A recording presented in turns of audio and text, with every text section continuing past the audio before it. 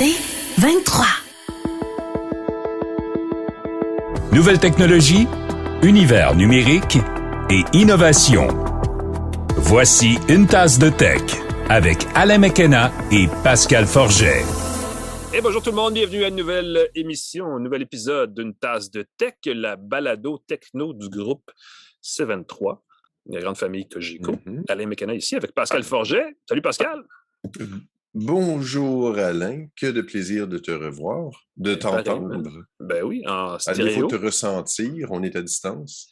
Ouais, ben écoute, on a les studios là, tranquillement, on pourra se réinstaller. Je t'avouerai très humblement que le fait d'être sur Zoom facilite la portion vidéo de notre balado, n'est-ce pas? Parce qu'on peut juste enregistrer la vidéo de ce point de vue-là. Mais effectivement, il faudrait refaire ça en studio prochainement, ça ferait du bien. Tu le faire en personne et idéalement à l'étranger. Ça fait longtemps qu'on n'a pas voyagé ensemble. Ce serait chouette de faire un événement. Oui, il faudrait se trouver une raison d'aller faire une tasse de tech ailleurs, effectivement. Et parlant de tasse de tech, je viens de terminer mon excellent café qui a été fait avec la machine à café Jura 8 entièrement automatique qui transforme du café en grains ou moulu en boisson de votre choix. C'est super drôle parce que tu appuies sur le bouton et les choses que les gens me disaient, il faut ensuite faire le lait. Non, tu appuies sur le bouton et ça fait le lait, le café, buse pour le lait aussi. l'eau, la bonne quantité. Tu as une buse pour le lait aussi. Donc, tout se fait au seul presser d'un bouton. Tu n'as pas à faire deux opérations, à faire mousser ton lait séparément. Ça fait ta boisson toute préparée avec un bel écran. Là-dedans, le nettoyage est super simple pour le dispositif à lait avec des enzymes et on a une petite chute à l'arrière pour mettre du café moulu pour son petit déca de l'après-midi, par exemple. La salle de montre, c'est Edica sur Saint-Laurent. Jetez un coup d'œil, dites que vous venez de notre part. Et puis, c'est vraiment comme un puits de Formule 1 de machine à café. C'est fantastique. Exact. On remercie aussi et on les salue, nos autres partenaires commanditaires, incluant TELUS, qui, j'ai appris ça l'autre jour, vient depuis quelques instants, quelques mois maintenant, d'accepter les montres connectées. Donc, je vous dis ça comme ça pour les gens qui se demandent, parce que ça. Faut magasiner pour trouver un bon deal pour avoir une montre connectée. Et Microsoft qui, si j'ai bien compris... Oui, GoDaddy aussi, effectivement. Et Microsoft, parce que je reviens à Microsoft parce qu'eux, ils ont annoncé qu'on va avoir des nouveaux gadgets bientôt, là, à Microsoft. Pascal, j'ai hâte de voir ça. Je ne sais pas c'est quoi. Je n'ai pas suivi la nouvelle, ça s'en vient. Il y a un événement Surface. Ceux qui cherchent à renouveler leur laptop ou leur ordinateur de bureau, il y a l'événement Surface le 12 octobre, les ordinateurs de Microsoft. On devrait dévoiler le Surface Pro 9, le Surface Laptop 5, mais surtout, et ça, j'ai été surpris, le Surface Studio 3. Oh oui, la grosse machine, oui. Surface, la grosse machine, un écran de 28 pouces de diagonale, donc tout en un, qui s'incline pour devenir une espèce de grosse tablette, une surface de travail sur laquelle on peut dessiner. Tactile, ouais. Exactement, avec une espèce de molette pour contrôler des instruments, pour changer les niveaux de son écriture. Ils décrivent ça comme le studio créatif ultime. J'ai jeté un coup d'œil. L'inconvénient de cet appareil-là, c'est qu'il n'était pas si puissant que ça. Il était puissant, c'est un ordinateur avec un Core i7, la Surface Studio 2 avait un Core i7, pas si mal, mais il se vendait au prix de 4 600 $. C'était pas une aubaine. Ça, c'est la version 2. Alors, j'ai bien hâte de voir pour la version 3 si elle va être un peu moins coûteuse, plus performante, est-ce qu'elle va être plus grande. C'est un très, très bel appareil, puis le fait qu'il s'incline pour devenir une surface, qu'est-ce que ça devrait marquer l'imagination plus que ça. Les gens, quand tu penses à un ordinateur, ça devrait être ça, la vision du futur. Mais non. On espère que ça va marcher. On va voir tout ça. Puis on parle de mise à jour de Microsoft. On va parler des mises à jour de Windows 11, mais j'ai été très surpris, il faut que je le dise. J'ai le téléphone OnePlus 10, on en a parlé, le T. Moi, j'ai le Pro en ce moment. J'ai reçu déjà la mise à jour vers vers Android 13. Oui. Et ça, c'est un mois après Google. Quand on veut un peu, c'est pas une énorme compagnie OnePlus. Et c'est tellement difficile d'habitude d'avoir une mise à jour. 13. Oui. Exactement. Avant les téléphones de Samsung, un peu particulier. C'est très drôle. Tu nous glisses un mot sur le concours? Il reste 2 jours. Puisqu'on est dans la mobilité, n'est-ce pas? On peut rappeler à nos auditeurs et à nos nos YouTube, comment on appelle les gens qui nous regardent en vidéo, nos spectateurs, mettons? Les regardeux. Les regardeux. On vous invite à courir la chance. En fait, on vous invite à un concours dans lequel vous pourriez gagner, parce qu'on va faire un tirage, un iPhone 14 tout neuf, un Pixel 6a tout aussi neuf et des Pixel Buds de Google. Il suffit de s'inscrire à l'alerte de prix Plan Hub, qui est notre partenaire dans le concours. Ça a lieu jusqu'au 23 octobre, ce concours-là. Donc, on en a encore pour un mois. Donc, vous vous inscrivez sur le site de Plan Hub, c'est planhub.ca/alerte Internet avec un tiret entre les deux. C'est pas mal plus simple de venir vous abonner à notre chaîne YouTube ou à notre page Facebook et d'aller dans la description de nos vidéos sur nos pages sociales où on met le lien entier sans avoir à l'épeler à la lettre, parce qu'évidemment, c'est un peu ça le défi dans ce cas-ci. Et donc, de vous inscrire à l'alerte de Plan Hub qui, à partir de là, va vous permettre de participer au concours. Écoute, j'ai joué avec l'iPhone 14 ces derniers jours. C'est gratuit. Je ne vois pas pourquoi on dirait non, personnellement. C'est ça. Même chose pour le Pixel 6a. Très bon appareil. Le Pixel Buds, aussi, très chouette aussi. Exactement. Très, très chouette. Et l'actualité techno de la semaine est présentée, puisque c'est là qu'on s'en va, l'actualité techno de la semaine, c'est présenté par l'Infobref, l'infolettre quotidienne, toute l'actualité de la journée sans flafla directement dans votre boîte de courriel 2 fois par jour. Même la fin de semaine, tu y écris parfois des petits beau bulletin du samedi, effectivement, très détaillé. Bien, point, merci. Écoute, comme tu es parti, continue. Parle-nous un peu de comment, c'est quoi, il y a une nouvelle fonction de voyage écolo chez Google. Oui, je ne sais pas pourquoi, peut-être des gens, j'imagine, qui en ce moment cherchent leurs vacances des fêtes, planifient déjà les vacances de l'été prochain. On est plus moins inquiets par rapport à la COVID. Sur google.com/travel, il y a des nouvelles options de Google pour voyager de façon plus écologique. Moi, je dirais voyager moins coupable, parce qu'on se sent plus coupable quand on prend l'avion maintenant. C'est vrai. Si on cherche des vols dans Google, c'est une très belle façon d'avoir un premier aperçu. Des fois, on va aller chercher des deals puis des services plus spécifiques, mais Google permet d'avoir un bon aperçu à peu près combien ça coûte, les lignes aériennes, les vols possibles. Moi, j'ai regardé, on affiche maintenant une estimation des émissions de CO2, de carbone qu'on fait pendant notre vol, et j'ai été très surpris, ça varie beaucoup d'un vol à l'autre, selon le nombre d'escales, mais aussi selon les compagnies aériennes.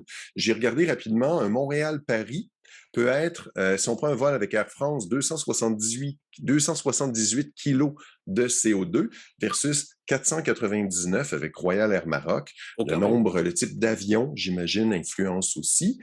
Et si on va aller plus loin dans notre culpabilité, dans notre déculpabilisation, on a une option qui s'appelle émission et on va pouvoir voir le trajet à plus faible émission seulement.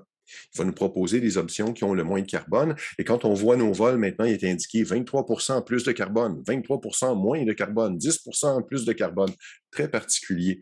Si on cherche un hôtel, on va pouvoir sélectionner une option pour n'afficher que les hôtels éco-certifiés. On sait qu'il faut évidemment avoir des certifications legit, des vraies certifications. On travaille avec des organismes qui encouragent le tourisme durable et on cherche aussi à rendre plus facile les réservations en train. On sait que dans beaucoup de pays, c'est plus écologique que de prendre l'avion. Pour l'instant, c'est en Allemagne, en Espagne, en Italie et au Japon. Ils ont des bonnes infrastructures ferroviaires, mais ça va s'étendre. Et c'est ça va s'étendre à d'autres pays et aussi faciliter la réservation en autobus. Une fois que l'autobus est parti, s'il est plus plein, ça ne consomme pas beaucoup plus d'essence et c'est moins pire, disons-le, que l'avion. Alors, je trouve ça très intéressant comme initiative. Si vous voyagez, jetez un coup d'œil. Toujours le compromis, voyager moins, voyager mieux, n'est-ce pas? Donc, c'est bien d'avoir ces options-là. Et là, la question qu'il faut que je te demande, as-tu la mise à jour de Windows 11? La dernière, la nouvelle?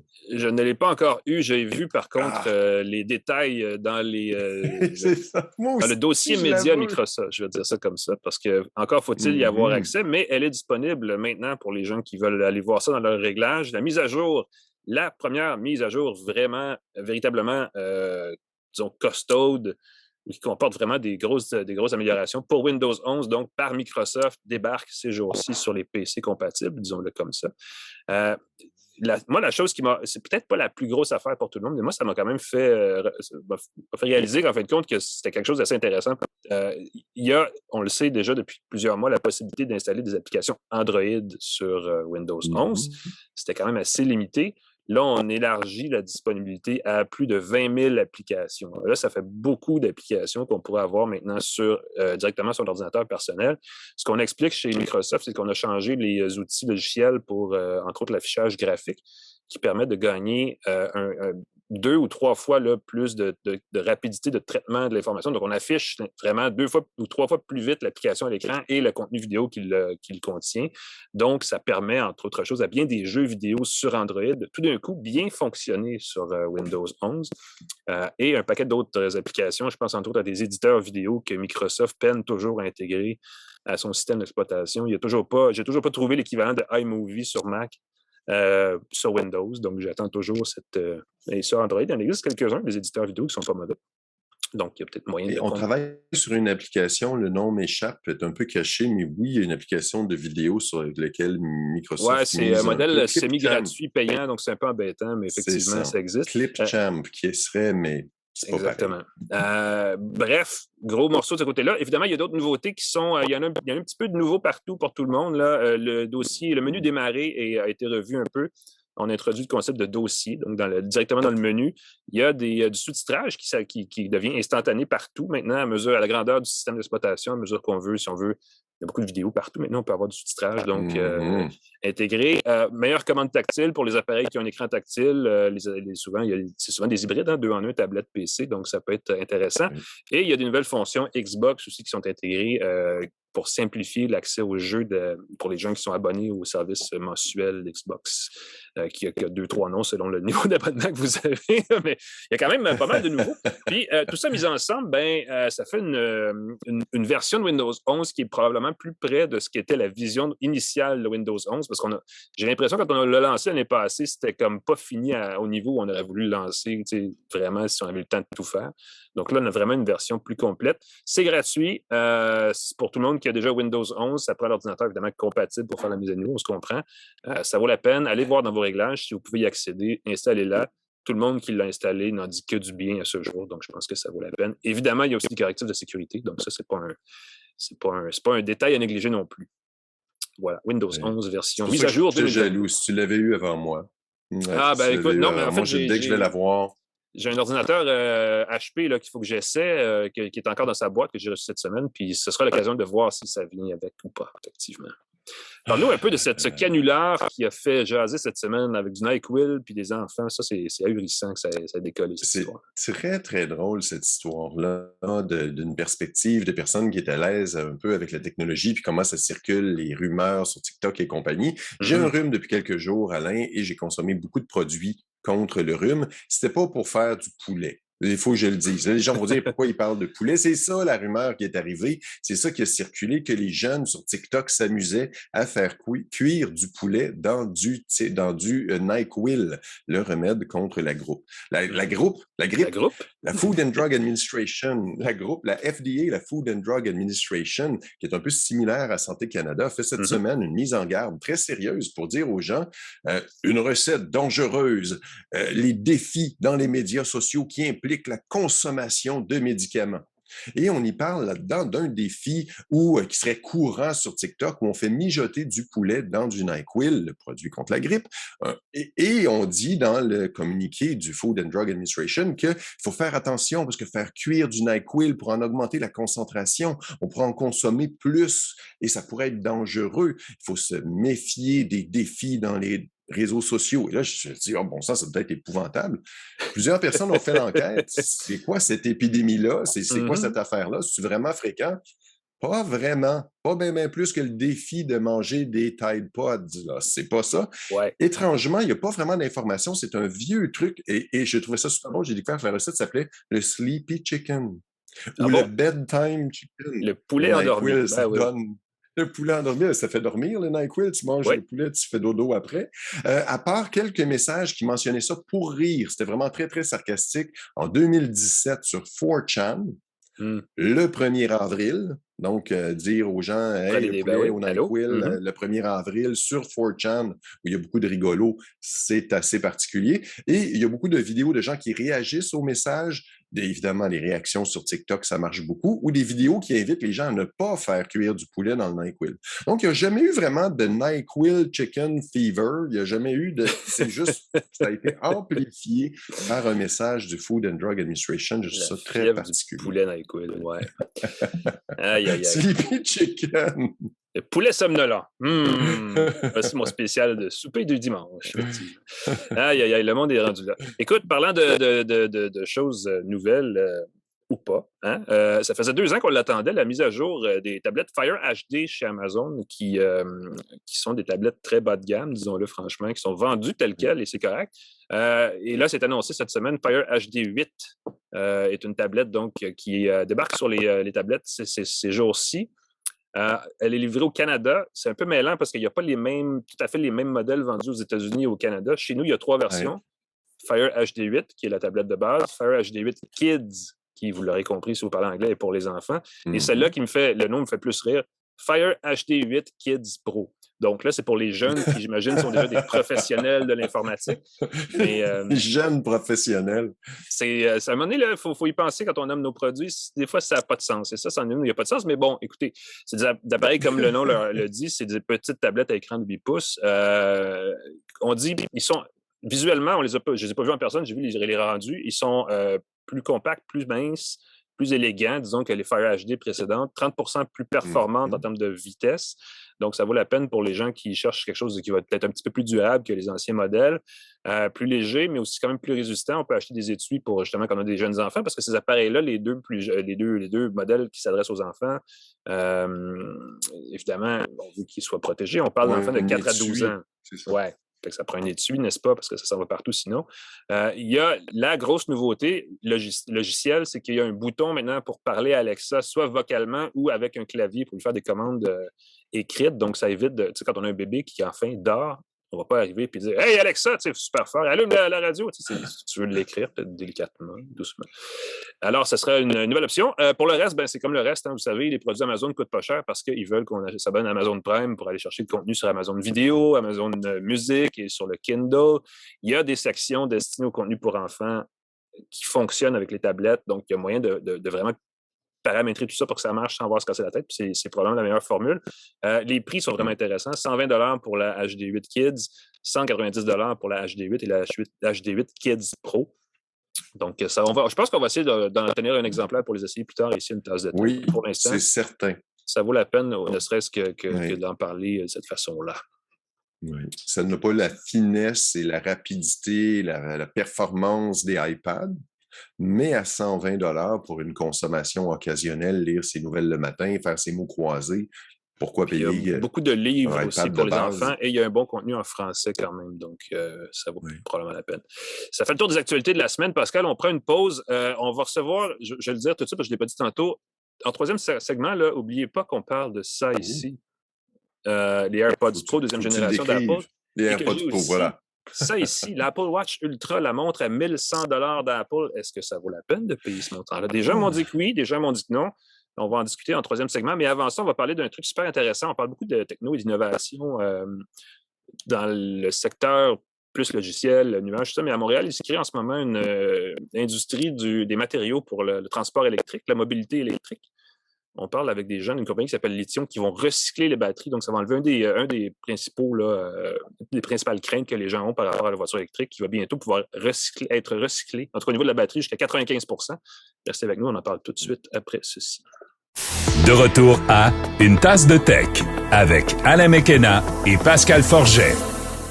Et bonjour tout le monde et bienvenue à Une tasse de tech édition verte. Je veux dire, c'est édition plein air, je ne sais pas comment dire ça exactement, mais édition nature. Voilà. Pascal, nous sommes en mode nature. On est en mode entrevue de la semaine d'une tasse de tech qui est présentée par GoDaddy.ca qui offre un moyen facile et professionnel de créer un site web pour votre entreprise. Vous avez besoin d'un site web, d'un nom de domaine, vous avez besoin d'expérimenter avec un site web, GoDaddy.ca, GoDaddy.ca. Merci beaucoup. Tu vois, j'ai tout de suite placé le commanditaire, Alain. Je me suis permis de ramener ça au concret, ce qui fait vivre le podcast. Depuis le temps, on a pris effectivement en galon, nous avons gagné en expérience, nous sommes maintenant très efficaces. Et on va un peu parler d'efficacité. Moi, tu vois, on parle d'expérience, on est capable de faire des liens où il n'y en a pas nécessairement en apparence. Parce qu'on parle beaucoup de voitures électriques, n'est-ce pas, d'électrification. Écoute, la mobilité est rendue un terme extrêmement large. On peut autant parler de montres connectées que d'auto, finalement.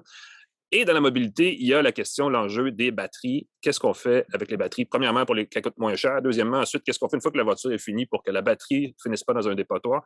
Évidemment, on résume très grossièrement parce que l'industrie est déjà un petit peu plus loin dans cette histoire-là. Puis une des entreprises qui sont impliquées dans la réflexion sur le deuxième cycle ou les cycles ultérieurs à l'utilisation des batteries, c'est une compagnie montréalaise qui s'appelle Lithium, qui ont la ferme intention et l'ambition de recycler en fait tout ce qui est batterie de véhicules hybrides branchables électriques pour justement rendre tout ça à la fois plus vert, plus écolo, plus abordable aussi. Dans l'industrie automobile et un peu plus large, je pense aussi. Pour en parler, on a avec nous Jean-Christophe Lambert, qui, la dernière fois qu'on s'était parlé, Jean-Christophe, tu étais directeur du développement chez Lithium. Est-ce que ça a changé? Non, c'est toujours le cas. Donc, directeur développement des affaires chez Lithium. Donc, je m'occupe principalement là, de nos relations avec les fabricants automobiles, les fabricants de batteries, tout ça pour les lier à notre entreprise, puis être la porte, je dirais, de notre entreprise vers le marché. Voilà. Donc, chez Lithium, qui est à Montréal, littéralement, sur l'île, on s'est déjà parlé dans le cadre d'une autre balado qu'on fait chez C23, que ça tient la route, où on parlait plus d'automobile, nécessairement. Mais on parle beaucoup d'innovation, ça tient à une tasse de tech. Tu vois, je fais quasiment fait de lapsus. Et c'est vraiment ce que vous faites, c'est vraiment innovant. Vous recyclez, en tout cas, vous avez un haut niveau de recyclage là, que vous pouvez atteindre avec des vieilles batteries. On avait déjà parlé dans le passé de ce que vous faisiez avec Hyundai, entre autres, et ce que vous pouvez faire avec l'usine que vous êtes en train de construire. Et là, cette semaine, vous annoncez une super entente qui est encore plus ambitieuse avec General Motors, qui est le plus gros constructeur d'automobiles nord-américain. Explique-nous un peu c'est quoi l'entente, qu'est-ce que ça signifie pour vous? Ben oui, en effet, c'est une très belle nouvelle. On est très content d'annoncer ça cette semaine. Pour nous, ben c'est sûr que ça nous lance encore plus là, dans notre phase commerciale. Donc, c'est-à-dire, ben là, on s'allie avec un très gros joueur, comme tu l'as dit. Le but de cette entente-là, c'est de non seulement prendre les batteries donc qui vont être venir en fin de vie là, des véhicules de GM, puis être en mesure de les recycler, mais aussi revaloriser les différents métaux qu'on a à l'intérieur pour s'assurer qu'ils vont retourner dans la chaîne de valeur de GM. Donc, GM a déjà annoncé une présence au Québec de par son partnership avec POSCO Chemical. Donc, on est très heureux là aussi. Là, je pense que oui, exactement. Donc, tu sais, je pense que ça crée un momentum vraiment intéressant là, pour le Québec avec cette annonce-là aussi. Donc, on est très heureux de pouvoir travailler là-dessus. Puis, je pense que ça amène vraiment l'industrie à un autre niveau. Puis, ça montre que il y a du développement qui se fait, puis qu'on n'est plus nécessairement juste dans un volet recherche-développement, laboratoire, mais plutôt concrètement dans le marché, comment qu'on va mettre ça en service, puis bien servir les besoins. Quand tu dis, justement, de revaloriser tout ça, en fait, ce que vous proposez, c'est de récupérer les batteries des vieux véhicules et de les reconditionner pour que les matériaux qui composent les batteries soient réutilisés. Je pense quand les gens, tu sais, il y a beaucoup de raisons pourquoi les gens ne veulent pas électrifier leurs véhicules ou ne veulent pas changer. Et une de ces raisons, c'est ça pollue plus que les voitures à essence, qui, au niveau des émissions, faux. Au niveau de la fabrication, n'est pas tout à fait vrai non plus. Mais au niveau de la fin de vie aussi, ça, c'est pas vraiment vrai parce que justement, les batteries vont être recyclées à un très haut niveau de pourcentage. Hein. Absolument. Donc, la technologie que nous, on a développée là, présentement, on récupère environ 95% des composantes d'une batterie. Ça commence avec le démantèlement. Donc, on va démanteler des morceaux, en fait, du battery pack pour les récupérer puis les revaloriser. Ensuite de ça, on va broyer les modules de batterie pour aller extraire déjà certains des métaux. Puis ensuite, on utilise un procédé qui s'appelle l'hydrométallurgie, où on sépare enfin chacun des métaux importants, donc le lithium, le nickel, le cobalt, par exemple, pour les ramener au grade batterie. Donc, pour les ramener à la forme et la pureté nécessaires pour être remis dans une nouvelle batterie. Donc, ça, c'est vraiment l'entièreté là, du procédé de lithium de A à Z. Puis, notre volonté, c'est de le faire localement. Donc, on le fait ici en Amérique du Nord, mais on a annoncé aussi plus tôt cette année un projet en Corée. Donc, on licence notre technologie dans d'autres pays pour que localement, ils puissent le faire. Parce que présentement, la chaîne des métaux puis des batteries, c'est très international. Donc, ces métaux-là voyagent beaucoup, les batteries voyagent beaucoup aussi. Puis ça veut pas, ça a un impact environnemental. Donc, on veut limiter ça au maximum. Et c'est ce qu'on est en train de bâtir là, un petit peu partout sur la planète en ce moment. Oui, c'est ça, parce que là, en ce moment, vous êtes en train de construire une usine, d'ailleurs, je pense, je ne sais pas si c'est à Montréal comme tel, mais dans la grande région de Montréal. Dans le Grand Montréal, oui. Oui, pour un partenariat que vous avez déjà avec Hyundai, si je comprends bien. Bien, dans le fond, l'usine qu'on est en train de construire dans le Grand Montréal, elle va pouvoir servir, je dirais, pas mal le Canada au complet. Puis on vise aussi à servir une partie du nord-est américain avec cette usine-là. Elle va quand même avoir une grande capacité. Là, on parle de 7500 tonnes annuellement. C'est quand même à peu près 20 000 véhicules électriques. Donc, c'est beaucoup, beaucoup de matières qui peuvent entrer dans l'usine. Et ça va servir tous les fabricants automobiles. Donc, oui, on a une entente avec Hyundai, on a une entente maintenant avec GM, mais on a d'autres discussions avec les autres fabricants aussi pour recycler leurs batteries en ce moment. Donc, c'est la beauté là, de l'usine, c'est qu'elle est flexible à tous les types de batteries. Donc, on parle beaucoup des véhicules électriques, mais on recycle aussi d'autres batteries lithium-ion. Donc, les téléphones cellulaires, les vélos électriques, les autobus électriques. Donc, on a vraiment tout ce qui utilise une batterie au lithium. On est capable de la recycler puis faire le même procédé avec. Ouais, là, tu réponds à une question que j'allais poser, donc là, je vais cocher celle-là tout de suite. Mais la question ensuite, parce que là, tu parles de vélo électrique, de produits que les gens ont entre les mains, puis que peut-être qu'ils ne savent pas quoi faire avec une fois qu'ils sont rendus en fin de vie. Si je souhaite que ma batterie, ultimement, dans le véhicule, dans le vélo ou dans l'appareil que j'ai, soit recyclée, est-ce que vous avez, vous, un point de contact direct ou il faut passer par les centres de recyclage québécois, des choses comme ça? Donc, il y a plusieurs canaux. Donc, chaque industrie a un petit peu son canal spécifique. Donc, au Québec, par exemple, pour ce qui est des appareils électroniques, par exemple, c'est surtout Appel à recycler qui est l'organisme, je dirais, dédié qui fait la collecte et le tri de ces batteries-là. Donc, il y a des points de dépôt, il y en a des milliers au Québec. Donc, n'hésitez pas à amener vos appareils dans ces points de dépôt-là pour éventuellement que ces batteries-là se rendent chez nous. Pour ce qui est des vélos électriques, souvent, ça va se passer par les magasins de vélos. Donc, eux vont reprendre, par exemple, s'ils vont changer une batterie, bien, ils vont garder la vieille batterie puis ils vont pouvoir l'amener chez Lithium par la suite. Pour ce qui est des véhicules électriques, bien, ça va dépendre. Est-ce que votre véhicule est encore sous garantie ou non? Donc, si c'est encore sous garantie, souvent, ça va passer à travers le réseau des concessionnaires qui, par la suite, va retourner aux fabricants automobiles. Si ce n'est plus sous garantie, bien là, il y a différents canaux qui peuvent exister. Est-ce que c'est un recycleur de voitures, par exemple? Donc, il y a des choses comme ça que nous, on est en train de positionner à travers la chaîne de valeur pour s'assurer que tous ces canaux-là soient connectés ultimement à Lithium, puis que les batteries ne tombent pas dans un peu, je dirais, laisser aller. Entre les failles du système, à la limite, oui, c'est ça, exactement. Parce qu'il existe, au niveau des concessionnaires automobiles, il existe un organisme, puis je ne sais pas si c'est Recycle Québec, mais qui les oblige et qui récupère les vieilles huiles, les vieux liquides, les trucs qui sont polluants et nocifs. Et je pense qu'ils ont la volonté d'élargir ça, à inclure les batteries éventuellement aussi, je pense, si je ne me trompe pas. Mais il faudrait élargir ça aussi à tout l'électronique, en fin de compte.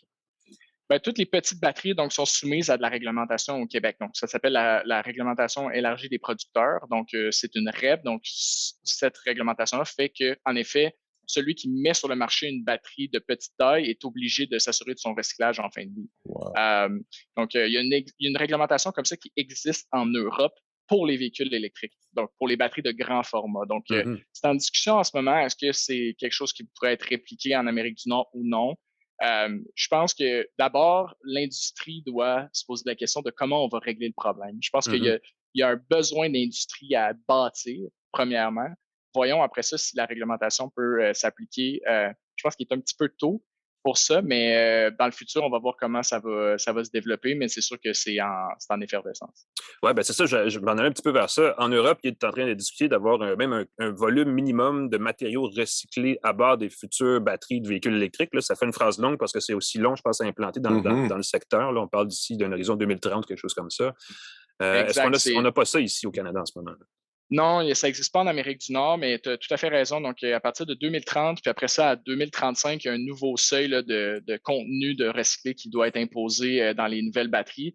Ce que ça fait, ça, c'est que ça définitivement encourage le recyclage, c'est certain, mais ça force les fabricants de batteries et les fabricants automobiles à réfléchir à comment je vais repenser ma chaîne de valeur. Donc, de dire comment je vais m'approvisionner différemment, localement, donc plus localement, mais aussi en matière recyclée, pour réduire mon empreinte environnementale et aussi éventuellement mes coûts aussi. Donc, c'est bénéfique dans tous les sens. On veut que notre entreprise et l'industrie en général soit économique. C'est une des choses qui parfois est dite à propos du recyclage, hein, c'est que c'est dur de faire quelque chose qui est économique autour de ça. Nous, la beauté, c'est qu'on fait des produits à valeur ajoutée. Donc, on produit des matériaux de grade batterie qui ont une valeur ajoutée, qui sont recherchés dans le marché. Donc, on est capable de générer beaucoup de valeur, ce qui fait que l'opération dans son entièreté est économiquement viable. Votre modèle se tient. Puis, je ne sais pas, parce qu'il me semble qu'on en a déjà discuté, mais au niveau du prix de la fabrication des batteries qui compte pour beaucoup dans le prix du véhicule que les gens achètent en bout de compte, le fait d'utiliser des matières recyclées, ça fait baisser les prix aussi, ça se peut-tu? Ultimement, c'est ce qu'on souhaite, oui, parce que, comme je disais, ça va être plus local, c'est moins coûteux de produire une matière recyclée que de développer l'entièreté de la mine, l'usine de transformation, etc. Donc, on croit que sur un horizon très long terme, on va être capable de le faire. C'est pas quelque chose qui va se réaliser sur 5 ans, mais si on regarde sur 15-20 ans, qui est l'objectif de électrification globale, oui, ça va être capable de réaliser cet objectif-là. Donc, je pense que c'est bel augure là, pour l'industrie du véhicule électrique, puis il faut qu'on se dirige vers de plus en plus quelque chose comme ça. Oui. Ben, c'est sûr que vous tirez un petit peu la couverte dans votre direction et ça tombe bien parce que c'est dans une bonne direction. Le recyclage, quand même, de ces matériaux-là est assez critique. Là, vous avez Hyundai, on en a parlé tantôt. Vous avez un partenaire coréen qui n'est pas Hyundai aussi. Il y a General Motors, donc, qui vient embarquer dans la machine. Ça va plutôt bien pour vous. Où est-ce que vous voyez? Est-ce que vous avez un horizon d'ici 5 à 10 ans? Où est-ce qu'on veut se situer dans ce marché-là? Oui, notre objectif 2035, là, c'est d'avoir au total plus que 20 usines en opération à travers le monde. Donc, c'est une belle ambition. C'est un défi qu'on souhaite relever. On vise l'Amérique du Nord, l'Europe et l'Asie en débutant là, par la Corée en Asie. On a déjà un partenariat là-bas, comme je disais. Puis notre avantage, c'est que Lithium, pourquoi on peut se permettre de rêver aussi grand, c'est qu'on fait des partenariats. Donc, en Corée ou en Europe ou aux États-Unis, ce n'est pas nous qui est l'opérateur de nos usines. On fonctionne par licence avec des partenaires déjà existants qui, eux, sont sur le marché, sont des opérateurs déjà d'usines. Ils ont besoin simplement de la bonne technologie pour être capable d'accepter des batteries au lithium. Donc, c'est ce qui nous permet d'aller beaucoup plus vite en termes de déploiement d'usines que si on devait tout faire nous-mêmes et tout investir nous-mêmes aussi. Donc, c'est ça l'objectif. Tu tapes sur un clou intéressant parce que j'ai déjà tapé sur ce clou dans le passé au sens plus large dans les technologies, la question de licencier. Donc, vous êtes propriétaire de votre technologie, vous avez breveté, j'imagine, votre technologie, donc vous pouvez licencier, tout ce qui évite d'avoir à vous casser la tête ensuite. C'est non seulement de la protéger, mais aussi de la reproduire au sens plus large. Ça, c'est une bonne... J'imagine qu'il y a une bonne leçon là, pour les technos en général qui veulent justement grandir vite. Les technos québécoises, c'est une approche que vous avez adoptée rapidement. Vous avez plusieurs brevets, je pense, en lien avec votre technologie. Oui, donc la technologie qu'on a, elle est brevetée. On a aussi acquis beaucoup de connaissances à travers notre usine de démonstration qu'on a en Anjou, qu'on opère déjà depuis 2-3 ans. Donc, à travers ça, on a appris beaucoup de choses, puis on peut en faire bénéficier nos potentiels licenciés. Donc, en fait, la raison pour laquelle une entreprise achète une licence, d'abord, c'est qu'elle veut réduire son risque. Donc, elle veut entrer dans un marché rapidement avec le moins de risques possible. Donc, nous, ce qu'on lui offre, c'est une solution éprouvée qui a fait ses preuves depuis 2-3 ans dans un contexte industriel, puis où laquelle nous, on garantit une performance comme licence, comme la personne qui licence. Donc, c'est un autre challenge que plutôt de dire, ben moi-même, je vais investir 3, 4, 5 ans en recherche et développement pour développer ma propre technologie. Donc, c'est la raison et le gain, selon moi, de faire un modèle d'affaires de licence. Et ben oui, c'est quelque chose que définitivement, je crois que plus d'entreprises devraient regarder dans le domaine technologique parce que ça permet d'aller beaucoup plus vite, puis de bénéficier des forces des autres aussi. Hein. Je pense pas que Lithium connaît tout. Donc, je pense que beaucoup des partenaires avec qui on travaille nous apprennent aussi beaucoup de choses sur leur marché local, sur leurs propres compétences, leurs propres forces. Et ça, ben, on en bénéficie quand on travaille ensemble. On va y aller avec la dernière question qui tue, Jean-Christophe. Est-ce que la voiture électrique est plus propre que la voiture à essence et est-ce que ça va être un autre paquet de troubles dans 10 ans ou si ça va être vraiment mieux géré? C'est une bonne question. Dis-moi, je peux juste me fier sur les études que je lis puis les experts que je suis. Eux semblent dire que oui. Donc, ils semblent dire que de plus en plus, les émissions à kilomètre zéro sont vraiment en train de réduire significativement. Donc, c'est vraiment intéressant de voir ça aller. Puis si on ajoute le recyclage, qui présentement, dans toutes les études, n'est pas comptabilisé. C'est vrai. Parce qu'il n'est pas encore, je dirais, à échelle assez importante.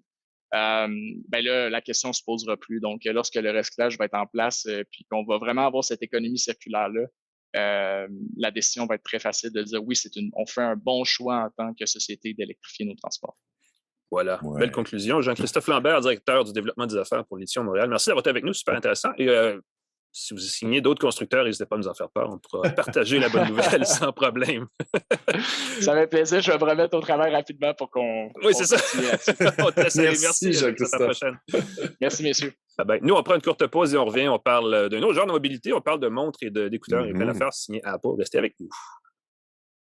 De retour à Une tasse de tech avec Alain Mekena et Pascal Forget. Et bienvenue à une tasse de tech, édition On sauve la planète. Je pense qu'on peut le dire comme ça. Ce qu'ils font, l'édition, c'est assez fascinant. Surtout qu'il disait, après l'entrevue, on a oublié d'en parler, mais ils recyclent tous les types de batteries parce que ce pas tous les fabricants qui ont la même composition. Donc, c'est quand même assez intéressant comme technologie. Juste rappeler rapidement, les gens qui nous regardent sur YouTube ou Facebook, je vous rappelle que vous pouvez nous écouter aussi si jamais vous n'avez pas le temps de nous regarder en format balado sur les plateformes d'Apple, Google, Deezer, Spotify et sur le 98.5fm.ca. Les gens qui nous écoutent, ben là, vous venez de comprendre que vous pouvez aussi nous regarder. On a beaucoup d'archives à la fois sur notre chaîne YouTube, / une tasse de tech, n'est-ce pas? Ou notre page Facebook qui est dans le même concept, / une tasse de tech. N'hésitez pas à partager, vous abonner. Vous savez, je vous rappelle qu'on a un concours aussi où on fait tirer plein de gadgets merveilleux d'Apple et de Google. Donc, un iPhone et un Pixel. Et parlant de gadgets merveilleux, Pascal, tu as une caméra. Et c'est drôle parce que dans ma tête, Nikon n'existe plus. Tu sais, tout le monde prend son téléphone maintenant pour faire des photos. Mais tu as quelque chose d'assez intéressant sous la main. Ben, c'est quelque chose qui est assez fascinant. On sait qu'avec les créateurs de contenu, les YouTubers, les Instagrammeurs, les TikTokers font du contenu avec souvent leur téléphone, parce qu'on s'entend que la qualité des images des téléphones, l'iPhone, les pixels, ont des très, très bonnes caméras pour se filmer. Mais Nikon n'est pas mort et a lancé une caméra qui est conçue pour les créateurs de contenu, qui est faite pour être tenue à bout de bras avec un trépied et se filmer. Et là, ceux qui regardent sur YouTube vont me voir le geste. Et ce qui est fantastique, quand on se filme avec une caméra comme ça, c'est pas nouveau comme dispositif, mais normalement, on ne peut pas se voir. Avec un téléphone, on peut se filmer avec la caméra selfie, on se voit, c'est facile de se cadrer, de voir si on est beau, si on est bien peigné et tout. Avec la caméra Z30 de Nikon, on a la possibilité de tourner son viseur vers soi. Donc, quand on se filme avec l'objectif, on se voit avec un petit panneau sur le côté. Le truc que j'ai remarqué tout de suite, c'est conçu pour les droitiers. Je tiens ma caméra avec la gauche parce que je suis gaucher par réflexe. Je ne sais pas si tu l'as retenu de la droite, mais si je la tiens de la droite, je me rends compte que c'est plus facile de voir l'objectif du côté droit. Je le fais à gauche. Non, c'est pas mal non plus. C'est ambidextre, dans le fond, simplement qu'on a le petit objectif sur le côté. C'est très fantastique, c'est pensé pour ça. C'est pensé pour les créateurs de contenu. Donc, le focus se fait sur l'œil. Dans l'objectif, on voit que notre œil est suivi. Si on met quelque chose devant, étrangement, on n'a pas de changement de focus rapide. Ça va être un peu flou. Avec une caméra similaire de Sony, la ZV-10, on a un mode démonstration de produit. Si on met un produit devant soi, le focus va tout de suite se faire sur ce qu'on montre à l'écran. On n'a pas ce mode-là. Peut-être une question de mise à jour avec la Z30 de Nikon. On peut filmer du 4K en 30 images par seconde sans avoir à rogner dans l'image. On peut enregistrer jusqu'à 125 minutes d'images en HD 1080 si on branche avec un port USB-C la caméra. Sinon, ça prend des photos 20 mégapixels, tout à fait standard. Le truc qui est le fun aussi, quand on se filme en vidéo, on a le petit réglage vidéo, on a une lumière, ce qu'on appelle un tally dans le monde de la télé, qui indique clairement, je vais l'activer, on va pouvoir le voir ceux qui regardent sur YouTube, on a une petite lumière rouge qui s'allume pour dire qu'on filme. Donc, à la limite, on n'a même pas besoin de voir, on voit qu'on filme parce que la lumière rouge indique clairement qu'on filme. C'est une caméra avec des objectifs qu'on peut changer. Par défaut, on a un 16-50 mm, 3.5 d'ouverture jusqu'à 6.3. J'étais un peu surpris. Je m'attendais à ce qu'on ait une plus grande ouverture pour filmer en plus basse lumière, pour avoir une plus grande profondeur de champ. Encore une fois, c'est mes attentes. Il y a des écouteurs, des micros stéréo. Il y a une prise de micro, mais pas d'écouteurs. Donc, on ne peut pas brancher d'écouteurs pour voir si le son, pour entendre si le son est bon. On peut voir dans le petit affichage un petit niveau sonore, mais évidemment, le niveau sonore peut sembler bon, mais ça se peut qu'on entende le vent, qu'on entende des bruits parasites, quelque chose comme ça, parce que notre micro est mal branché. Par exemple, on n'a pas de prise d'écouteurs, il va falloir écouter la vidéo, voir si ça marche et se fier aux petits vumètres, les petits indicateurs de volume. C'est assez particulier. C'est pas une GoPro. Pour ceux qui veulent faire de l'action, du sport, l'image est évidemment très, très belle, très, très nette. L'objectif est interchangeable. On pourrait toujours le changer. Ceux qui ont déjà des appareils Nikon, je me suis rendu compte que c'était un nouveau type d'objectif. J'ai pas pu utiliser mes vieux objectifs. Donc, gardez ça en tête. Si vous dites, j'ai une caméra Nikon, je vais utiliser mes vieux objectifs. Il va peut-être avoir à ajouter un adaptateur, bidouiller un peu, ça risque d'être coûteux. peut-être qu'il faut passer aux nouveaux objectifs. Il y a un kit d'accessoires qui vient avec la caméra qui est, je pense, bien intéressant, qui coûte environ 200 $, qui contient une petite moumoute pour le vent, une petite queue de souris, c'est quoi le nom? Il y a un nom pour ça, une petite mousse qui enlève le bruit du vent, un trépied avec un bouton de télécommande qui se détache pour devenir une télécommande Bluetooth, ce qui peut être bien pratique si on veut être à plus que bout de bras, si on veut poser sa caméra sur un trépied. C'est pas une GoPro, il n'y a pas de super stabilisation d'image. Ça, c'est très important à le savoir si on veut faire des trucs d'action. Puis en plus, évidemment, c'est pas une caméra conçue pour être malmenée. C'est ça, c'est plutôt gros. Ça, c'est lourd, évidemment. On a notre téléphone 95% du temps. C'est un objet qui est très aspirationnel. Évidemment, je me dis, je vais devenir un professionnel du vidéo YouTube, je veux ça. Donc, un cas d'usage pour prendre, on n'a plus le réflexe de sortir sa caméra. Très vrai. Réflexe, c'est le cas de le dire. C'est plus des réflexes maintenant, il n'y a plus de miroir, mais on n'a pas le réflexe. J'ai eu beaucoup d'occasions de m'en servir, puis j'ai pas pensé sortir ma caméra de mon sac parce que j'avais mon téléphone, puis j'aurais dû les prendre avec l'appareil. Alors, l'appareil est 1050 $ avec le kit. Donc, c'est le prix d'un bon téléphone. Si vous avez envie de faire des vidéos, de créer du contenu à bout de bras, vous filmez, ça fonctionne extrêmement bien. Gardez en tête que c'est un produit assez spécialisé. Il va falloir passer beaucoup de temps à bout de bras, pratiquer, répéter, parler à l'objectif pour avoir des vidéos. Vous ne deviendrez pas un dieu de YouTube instantanément, mais vos images vont être vraiment très, très belles avec la Z30 de Nikon, conçue pour les créateurs de contenu. Excellent. Merci, Pascal. C'est intéressant. C'est vrai qu'on en voit sur les conférences où les journalistes se mixent aux influenceurs, effectivement.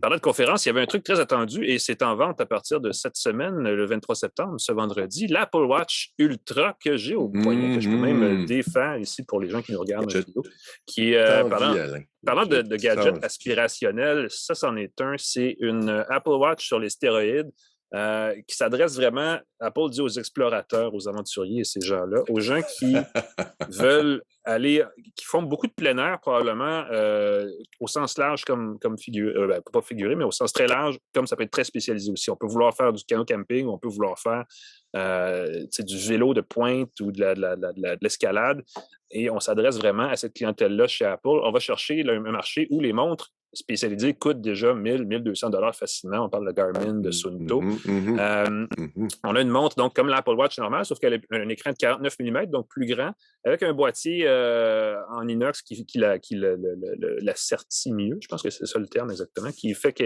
l'écran est plus protégé, écran plat. On a un cadran particulier, on a beaucoup d'utilisation de boussoles, GPS intégrées pour donner des informations très précises sur la localisation des gens. On a revu aussi le boîtier on a caché la couronne sur le côté pour qu'elle soit mieux protégée, mais qu'elle soit quand même utilisable. On dit qu'elle est 30% plus grosse que celle de l'Apple Watch, par exemple, série 8, qui est la nouveauté de l'automne de ce côté-là. On a ajouté un bouton et un micro du côté gauche du boîtier, ce qui est unique à ce modèle-là. Donc, on a 2 haut-parleurs, 3 micros, 2 boutons pour lancer des activités rapidement. Des activités, ça peut être personnalisé jusqu'à un certain niveau. Là, on peut créer des raccourcis vers différentes applications, mais on peut lancer une application d'activité physique spécifiquement dès le premier coup. Et tout ça mis ensemble, on a une montre vraiment qui s'adresse aux gens qui font beaucoup de plein air. Et comme je le disais tantôt, on concurrence avec des modèles, et c'est là où on tombe dans le mauvais côté de l'affaire, des modèles qui ont comme autonomie souvent des 7 jours, 10 jours, 22 jours de batterie. Alors qu'ici, on a vraiment l'Apple Watch qui fait beaucoup mieux que l'Apple Watch de base. On parle de 18 heures de batterie, d'autonomie, donc avec le modèle avec les fonctions au quotidien et la connexion LTE activée. On a un mode économie qui fait 36 heures, donc qui double ça et qui, semble-t-il, ne nuit pas à l'utilisation au quotidien. Il y a moins d'alertes poussées, par contre, mais il y a quand même tout est fonctionnel. Et on va introduire, quelque part d'ici Noël, un mode ultra faible consommation qui va faire 60 heures d'autonomie. Et ça, il va falloir voir qu'est-ce qu'il fait, parce que pour l'instant, ce n'est qu'une théorie. Il y a vraiment des applications spécifiques pour la plongée, l'apnée, ces choses-là. Pour les gens qui veulent aller dans l'eau, c'est vraiment le truc qui, à mon avis, c'est la plus grosse nouveauté sur ce produit-là. Il y a une application dédiée, il y a une résistance à l'eau qui va jusqu'à 100 mètres sous l'eau et il y a une certification comme ordinateur de plongée. Je vous épargne le détail, là, mais il y a un code d'industrie pour ça et c'est certifié pour ça. Et dans ce contexte-là, c'est une sacrée montre. C'est un sacré accessoire. C'est rare qu'on part 4 jours sous l'eau sans arrêt. Donc, c'est sûr qu'on revient à un moment donné à la base et qu'on peut charger sa montre. N'est-ce pas? Ce qui n'est pas toujours le cas quand on fait de la marche en montagne. Je pense plus... Ouais. Excuse-moi, parce que vas-y, il y a comme... C'est ça, si tu passes 4 jours sous l'eau, tu peux passer 2 mois de plus, 1 an de plus, c'est pas mal. quelques siècles. Sous l'eau longtemps, disons. Tu peux rester longtemps. La partie randonnée est un peu plus délicate parce qu'il existe déjà des bons produits avec des GPS intégrés et tout le kit. Et là, on veut aller avec un produit qui se recharge difficilement sur le fly. Il aurait vraiment fallu, à la limite, introduire, parce que c'est sûr qu'on part avec une montre, on part avec son téléphone. Et là, avoir la recharge inversée sur l'iPhone, ça aurait probablement déjà aidé beaucoup pour redonner un petit peu de pep à sa montre avec son téléphone sans avoir rien dans ses poches. Là, il va falloir traîner une batterie en plus puis un câble. Donc, c'est peut-être pas 100% à point de ce côté-là, mais évidemment, c'est des cas extrêmes. On ne va pas nécessairement en plein air 4 jours en autonomie avec une montre à toutes les semaines, en tout cas. Pour les modes sportifs, les gens qui sont vraiment des sportifs de pointe qui font du marathon, entre autres, des ultramarathons, des triathlons, et où chacune des 3 activités du triathlon séparément, c'est vraiment une super montre. Ça, là-dessus, il n'y a aucun doute. 36 heures de batterie sur une montre comme ça vous permet de faire un double Ironman avant de la recharger. Ça, je ne dis pas comment c'est long, un double Ironman, mais c'est pas loin de 36 heures comme temps de délai généralement accepté pour le compléter. Tu vois, j'ai peur parce que si c'est activé avec les fonctions de GPS, de tracking et tout, je pense que l'autonomie va descendre rapidement. Oui. Fait que j'ai hâte de voir. J'ai vu quelqu'un qui teste des produits sportifs sur Internet, puis après 17 heures, la pile en mode randonnée, en mode natation et tout, la pile était, je pense, à 10-12% après 17 heures. Il a vraiment fait 14 heures de randonnée et déjà la pile. Et donc, pour les gens qui font peut-être des ultramarathons, il va falloir peut-être faire une petite recharge on the fly. Comme c'est pas évident, c'est pas gagné d'avance. Effectivement, j'ai pas pu faire tout ça parce que j'avais peu de temps pour l'essayer, mais je suis parti une journée en rando dans la montagne. Et effectivement, je réalise que si on n'a pas son téléphone sur soi, si on y va qu'avec la connexion LTE, et puis en plus, j'avais mes écouteurs parce que l'autre partie de la patente, c'est parler des AirPods Pro. Mais avec la musique et tout le kit, ça use beaucoup de batterie rapidement, donc c'est moins autonome qu'on le souhaiterait. C'est vraiment son principal défaut. Pour le reste, écoute, la précision des données est incroyable. On a ajouté beaucoup d'informations avec la nouvelle version de WatchOS où on peut savoir dans quelle zone d'entraînement, d'endurance on se trouve. On peut savoir beaucoup d'informations sur notre état de santé, notre niveau d'activité physique, ces choses-là. Détail super intéressant. Je vais conclure là-dessus parce que je vais parler aussi des AirPods. Elle peut fonctionner dans un spectre de température qui va de moins 20 degrés Celsius à 55 degrés Celsius. Donc, cette montre-là va faire une montre pour skieurs aussi cet hiver. Donc, on aura peut-être l'occasion d'en reparler dans un contexte hivernal, mais c'est vraiment une montre qui est quand même 4 saisons. Et ça, on ne peut pas dire ça de toutes les montres, parce que souvent, c'est des montres spécialisées qu'on achète quand on fait un sport en particulier. Elle a l'avantage de tout faire, d'avoir une tonne d'applications en plus. Donc, gros plus pour elle de ce côté-là. Et c'est, allez voir. En tout cas, ça vaut la peine de comparer avec les produits parce qu'à 1100 $, si on veut acheter une montre à ce prix-là, il faut vraiment tomber sur le bon produit. Puis évidemment, la montre Apple Watch en soi en fait déjà beaucoup. Donc, à vous de voir. Dans la même foulée, Apple a lancé les AirPods Pro de 2e génération. Je vous dis ça rapidement parce que j'ai peu de temps et je ne vais pas étirer ça inutilement. 6 heures de batterie, 30 heures d'autonomie avec l'étui. C'est quand même pas loin d'être la vérité. Là. On n'est pas loin de la vérité pour la durée de la batterie. On n'est pas loin de la vérité aussi on dit qu'on a amélioré, on a doublé la capacité d'insonorisation. Je vais vous dire, quand vous enfilez les écouteurs, le bruit de fond disparaît, la ventilation, tout ça, ça va vraiment vite, c'est étonnant. Et la qualité sonore, elle, n'a pas beaucoup changé, mais comme la sonorisation est meilleure, le son n'est pas mauvais. Je les ai comparés avec, entre autres, les Galaxy Buds 2 Pro, et ça reste un accessoire qui est extrêmement bon au point de vue musique. Il n'y a pas une grosse différence entre les anciens AirPods et ces AirPods-là. Si l'ambiance était déjà silencieuse, le son est à peu près le même. On ne peut pas ajuster l'égalisateur manuellement, donc nécessairement, on est obligé de faire affaire avec ce qu'Apple propose d'office, et ça limite un peu le spectre, on ne peut pas paramétrer le son de la musique qu'on voudrait avoir à un niveau aussi satisfaisant que souhaité. Cela dit, super bon micro aussi pour parler au téléphone. Moi, les AirPods, c'était les premiers appareils que j'ai utilisés en mode main libre où les gens me disaient hey, tes écouteurs sont mauvais. Et ceux-là font encore mieux. Les gens ne savent la plupart du temps pas qu'on parle dedans. Donc, gros plus de ce côté-là. Et évidemment, l'étui vient avec un petit micro, un petit haut-parleur, c'est-à-dire qui fait certains sons, certains feedbacks sonores quand on glisse les écouteurs dedans puis qu'ils se mettent à charger ou quand on les enlève puis qu'ils sont jumelés ou quand on le perd puis qu'on demande à Apple, un produit Apple autre, de nous retracer notre étui. Il a une petite alerte. Donc ça vaut la peine. Tout ça ensemble, 329 $. Ça commence à être cher des écouteurs parce que tout le monde, tous les fabricants vendent des écouteurs 200 $ en montant. Si vous achetez des appareils, ce qui est le fun, c'est que les AirPods Pro originaux, ça fait quand même plusieurs années qu'ils ont été lancés et ceux que j'ai eus à l'époque, que j'ai encore, fonctionnent comme, ils sont durables. C'est une bonne excuse pour dire, ça peut être un cadeau de Noël, qui va durer longtemps. Fait que ça, c'est intéressant. Pour une critique plus détaillée, j'ai un texte sur le site Branchez-vous. Vous pourrez aller voir, ça va être publié dans les prochains instants. Mais sinon, les AirPods Pro. Écoute, c'est un appareil, j'avais pas de grandes attentes parce qu'il y a beaucoup de nouveautés chez d'autres fabricants au niveau sonore qui faisaient des grands progrès.